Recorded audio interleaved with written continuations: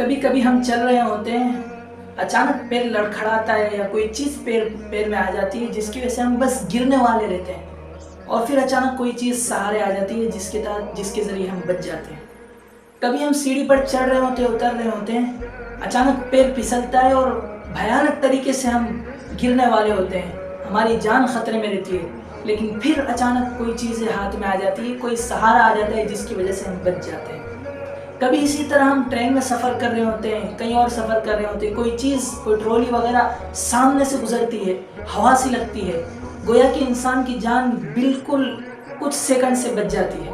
کبھی اسی طرح گاڑی سے سفر کر رہے ہوتے ہیں، عجیب طریقے سے کوئی حادثہ آتا ہے اور پھر انسان کی جان بچ جاتی ہے۔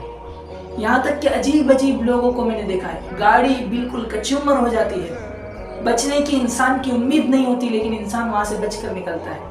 ایسی چیزیں جب ہوتی ہے تو ہمیں ایسا محسوس ہوتا ہے کہ ہم کسی حصار کے اندر، کسی کی حفاظت کے اندر ہیں۔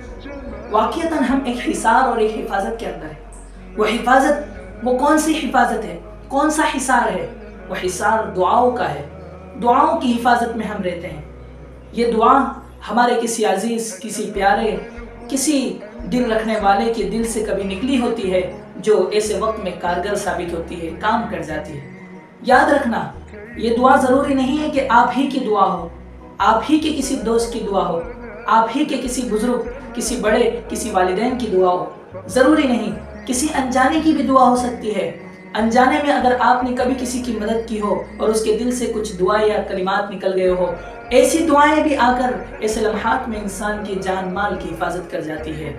اس لیے سبق یہ ہے کہ ہمیشہ چلتے پھرتے ہر کسی کی مدد کرتے رہیں، جو ہو سکے مالی مدد کرتے رہیں، مالی مدد نہ کر سکے تو کسی کے طرف ہاتھ بڑھا کر سہارا دے دے، کسی کو راستہ دکھا دے، کوئی بوڑھے شخص ہے، کوئی نابینا ہے، انہیں راستہ پار کرا دے۔ الگ الگ قسم کی مدد ہمیشہ کرتے رہیں، کسی کے ساتھ اچھے بول لیں، کسی کا دل خوش کر دیں۔